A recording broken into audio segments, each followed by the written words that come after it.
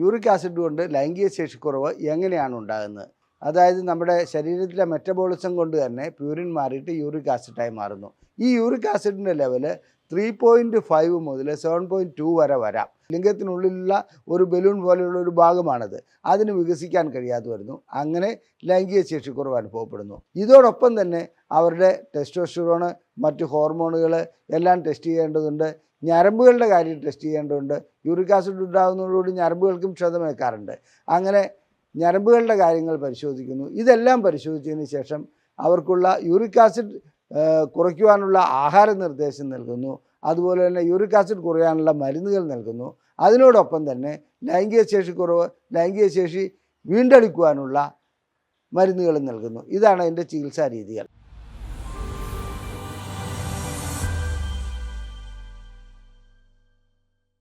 ഞാൻ ഡോക്ടർ അജയൻ വർഗീസ്, കോഴിക്കോട് ജില്ലയിൽ കുന്നമംഗലം പന്തീർപ്പാടത്തുള്ള institute of sexual and reproductive medicine എന്ന സ്ഥാപനത്തിൻ്റെ ഡയറക്ടറാണ്. ISRMലേക്ക് സ്വാഗതം. ഇന്ന് ഞാൻ നിങ്ങളോട് ചർച്ച ചെയ്യുവാൻ പോകുന്നത് യൂറിക് ആസിഡും ലൈംഗിക ശേഷിക്കുറവും എന്ന വിഷയത്തെക്കുറിച്ചാണ്. എന്താണ് യൂറിക് ആസിഡ്?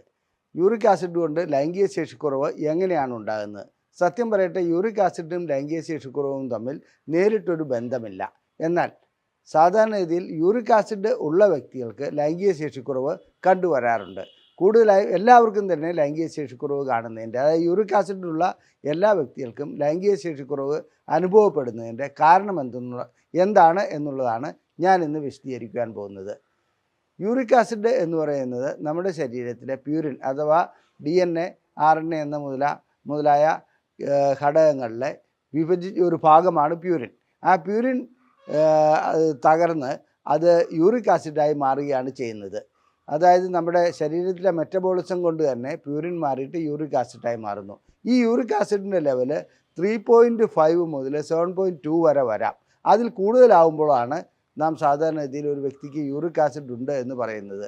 അപ്പോൾ യൂറിക് ആസിഡ് ഒരു മാലിന്യമാണ്. അത് ശരീരത്തിൽ നിന്ന് നീക്കം ചെയ്യേണ്ട സാധനവുമാണ്. അത് സാധാരണഗതിയിൽ അങ്ങനെ നടക്കപ്പെടാത്ത ഒരവസ്ഥ വരുമ്പോഴാണ് ഗൗട്ട് എന്ന ഒരു അസുഖമുണ്ടാകുന്നത്.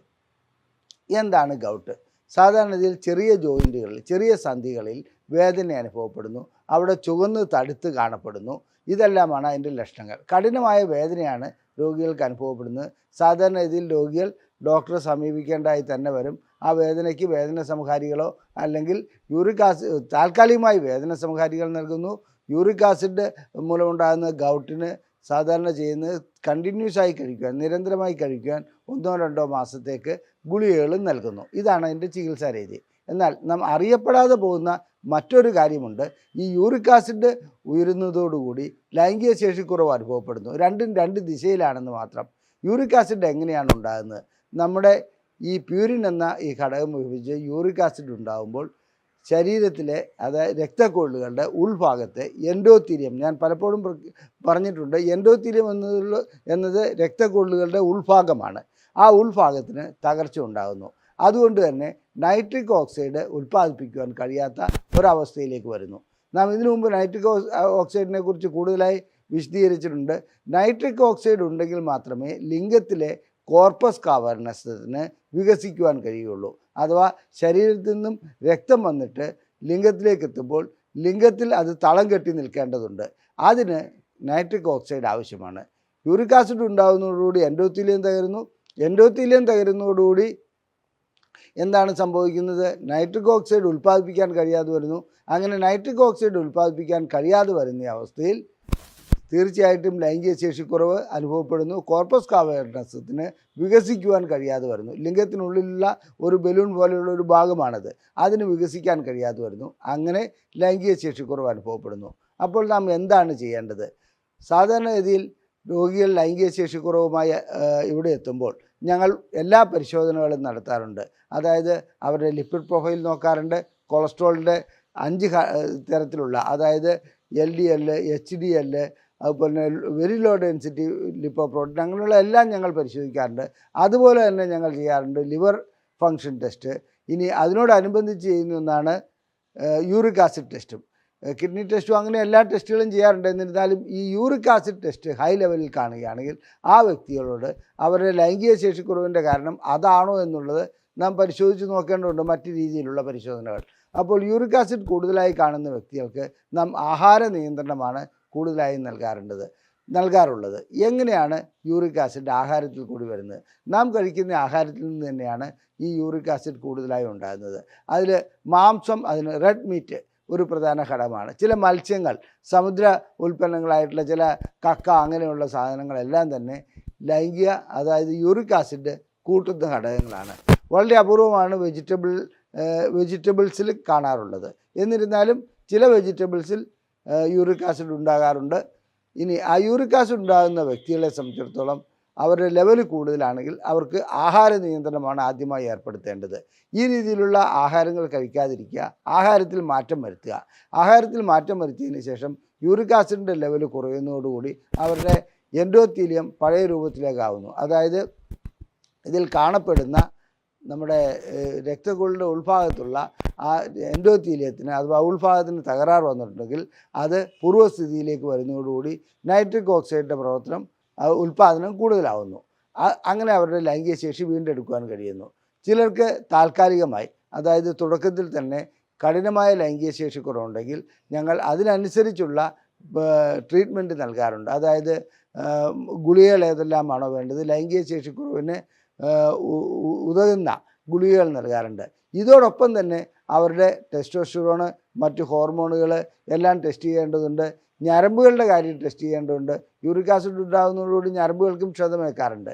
അങ്ങനെ ഞരമ്പുകളുടെ കാര്യങ്ങൾ പരിശോധിക്കുന്നു. ഇതെല്ലാം പരിശോധിച്ചതിന് ശേഷം അവർക്കുള്ള യൂറിക് ആസിഡ് കുറയ്ക്കുവാനുള്ള ആഹാര നിർദ്ദേശം നൽകുന്നു. അതുപോലെ തന്നെ യൂറിക് ആസിഡ് കുറയാനുള്ള മരുന്നുകൾ നൽകുന്നു. അതിനോടൊപ്പം തന്നെ ലൈംഗിക ശേഷി വീണ്ടെടുക്കുവാനുള്ള മരുന്നുകൾ നൽകുന്നു. ഇതാണ് അതിൻ്റെ ചികിത്സാ രീതികൾ. ഇനി മറ്റൊരു കാര്യം, നാം കഴിക്കുന്ന ആഹാരത്തിൻ്റെ കാര്യം ഞാൻ പറഞ്ഞു. ഇപ്പോഴുള്ള ഒരു പ്രവണത എന്താണെന്ന് വെച്ചാൽ മിക്കപ്പോഴും കീറ്റോ ഡയറ്റ് അങ്ങനെയുള്ള പല കാര്യങ്ങളിലേക്കും ജനങ്ങൾ പോകാറുണ്ട്. അതായത് നമ്മുടെ ശരീരഭാരം കുറയ്ക്കുവാനും മറ്റുമായിട്ട്. ഇങ്ങനെ കാണുന്ന ചില ആഹാര രീതികൾ വളരെ അപകടം പിടിച്ചതാണ്. കീറ്റോ ഡയറ്റ് അപകടമാണെന്നല്ല പറയുന്നത്. അതിൽ കണ്ടമാനം റെഡ് മീറ്റ് അങ്ങനെയുള്ള കാര്യങ്ങൾ ഉൾപ്പെടുത്തിക്കൊണ്ട് ചെറുപ്പക്കാർ ആഹാരം കഴിക്കുന്നതായി കാണാം. ഈ രീതിയിലുള്ളവർക്ക് അതായത് യൂറിക് ആസിഡ് ഉണ്ടാകുവാനും അതോടൊപ്പം തന്നെ ലൈംഗിക ശേഷിക്കുറവ് ഉണ്ടാകുവാനും സാധ്യതയുണ്ട്. ഒന്നുകൂടി പറയട്ടെ, യൂറിക് ആസിഡ് അല്ല ലൈംഗിക ശേഷിക്കുറവ് ഉണ്ടാക്കുന്നത്. യൂറിക് ആസിഡ് മൂലമുണ്ടാകുന്ന എൻഡോത്തീലിയൽ ഡാമേജാണ്.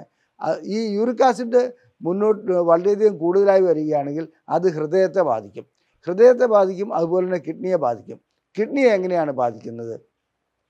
യൂറിക് ആസിഡ് ചില ക്രിസ്റ്റൽസായി മാറുകയും അത് കിഡ്നിക്കകത്ത് കല്ലായി രൂപപ്പെടുകയും ചെയ്യുന്നുണ്ട്. യൂറിക് ആസിഡ് സ്റ്റോൺ എന്ന് പറയുന്നത് സ്വാഭാവികമായിട്ടും അതിനകത്ത് കാണാറുണ്ട്. അങ്ങനെ കാണപ്പെടുന്ന കല്ല് കിഡ്നിയെ തകർക്കുന്നു. കിഡ്നികൾ തകരുന്നതോടുകൂടി ലൈംഗിക ശേഷി കുറവുണ്ടാകുന്നു. അതുപോലെ തന്നെ ഇത് ഹൃദയത്തെ ബാധിക്കുന്നുണ്ട്. ഹൃദയത്തിൻ്റെ ശക്തി കുറയുന്നതോടുകൂടി ലൈംഗിക ശേഷി കുറവുണ്ടാകുന്നു. അപ്പോൾ നേരിട്ടല്ലെങ്കിൽ കൂടി വൃക്കകളെ ബാധിക്കുന്നതുകൊണ്ട്, ഹൃദയത്തെ ബാധിക്കുന്നതുകൊണ്ട് യൂറിക് ആസിഡ് ലൈംഗിക ശേഷിക്കുറവുണ്ടാക്കുന്ന ഒരു ഘടകമാണെന്ന് നമുക്ക് പറയാം, നേരിട്ടല്ല എന്ന് മാത്രം. അപ്പോൾ ഈ രീതിയിലുള്ള ഏതെങ്കിലും മാറ്റം അവർക്ക് വന്നിട്ടുണ്ടോ? അതായത് അവരുടെ വൃക്കകൾക്ക് തകരാറ് വന്നിട്ടുണ്ടോ, ഹൃദയത്തിന് തകരാറ് വന്നിട്ടുണ്ടോ? ഇതും ഞങ്ങൾ ആ കൂട്ടത്തിൽ പരിശോധിക്കാറുണ്ട്. അങ്ങനെ അത്തരം പരിശോധനകൾ നടത്തുന്നതോടുകൂടി ഇദ്ദേഹത്തിൻ്റെ മെഡിക്കൽ ചെക്കപ്പ് ഏറെക്കുറെ പരിപൂർണമാകുകയും ആ മെഡിക്കൽ ചെക്കപ്പ് വഴിക്ക് നമുക്ക് അദ്ദേഹത്തിന് യൂറിക് ആസിഡ് വഴിക്ക് എന്തെല്ലാം അസുഖങ്ങളാണ്, അതായത് ഹൃദയത്തെ ബാധിച്ചിട്ടുണ്ടോ, വൃക്കകളെ ബാധിച്ചിട്ടുണ്ടോ, ഇതെല്ലാം നമുക്ക് അറിയുവാൻ കഴിയുന്നു. അതിനുശേഷം അതിനോടനുബന്ധിച്ച് അത്തരം അസുഖങ്ങൾക്കും ലൈംഗിക ശേഷിക്കുറവിനുമുള്ള ചികിത്സ നൽകുകയാണ് ഞങ്ങളിവിടെ ചെയ്യുന്നത്. പിന്നീട് യൂറിക് ആസിഡ് ചില വ്യക്തികളിൽ പാരമ്പര്യമായി കണ്ടുവരുന്നുണ്ട്. അത്തരം വ്യക്തികൾ വളരെയധികം സൂക്ഷിക്കേണ്ടതുണ്ട്. അവർ ആഹാര രീതി തുടക്കം മുതലേ നിയന്ത്രിച്ച് പോവുകയാണെങ്കിൽ അവർക്കങ്ങനെ യൂറിക് ആസിഡിൻ്റെ നിയന്ത്രണത്തിൽ കൊണ്ടുവരാൻ കഴിയും. ഇത്തരം വ്യക്തികളെ സംബന്ധിച്ചിടത്തോളം അവർ എത്ര ശ്രമിച്ചാലും ചിലപ്പോൾ നടക്കാതെ വരുന്ന ചില ഘട്ടങ്ങളും ഉണ്ടാകാറുണ്ട്. എന്നിരുന്നാലും ആഹാര രീതിയും അതിനോടനുബന്ധിച്ചുള്ള മരുന്ന് കൊണ്ടുള്ള ചികിത്സയും യൂറിക് ആസിഡിനെ നിയന്ത്രിക്കുവാൻ കഴിയും. എൻഡോത്തീലിയം തകർക്കാതിരിക്കുക, അതായത് നമ്മുടെ രക്തക്കുഴലുകളെ തകർക്കാതിരിക്കുക. രക്തക്കുഴലുകളുടെ ഉൾഭാഗം തകരുന്നതോടുകൂടി ലൈംഗിക ശേഷിക്കുറവ് മാത്രമല്ല, പ്രഷർ ഉടലെടുക്കാം, മറ്റ് അസുഖങ്ങൾ ഉടലെടുക്കാം, ഹൃദ്രോഗം ബാധിക്കാം, വൃക്കകളെ തകരാറിലാക്കാം. ഇതുകൊണ്ട് യൂറിക് ആസിഡ് എന്നത് നിസ്സാരമായി അവഗണിച്ച് കളയേണ്ട ഒന്നല്ല. അത് തീർച്ചയായിട്ടും നാം ഇടയ്ക്കിടയ്ക്ക് പരിശോധിച്ചുകൊണ്ടിരിക്കുക. പരിശോധിക്കുന്നതിലൂടെ അങ്ങനെ ഒന്നുണ്ടെങ്കിൽ അതിനനുസരിച്ചുള്ള ആഹാര രീതിയിൽ മാറ്റം വരുത്തുക, ചികിത്സ ചെയ്യുക. അതല്ലാതെ അവഗണിക്കേണ്ട ഒന്നല്ല. വെറും യൂറിക് ആസിഡ് അല്ലേ, അല്പം ജോയിൻറ്റ് പെയിൻ അല്ലേ, അല്ലെങ്കിൽ ചെറിയ വേദനയല്ലേ, അത് വേദന സംഹാരി മാത്രം കഴിച്ച് മാറ്റിക്കളയാമെന്നുള്ള ഒരു തെറ്റിദ്ധാരണയിലേക്ക് പോകരുത്.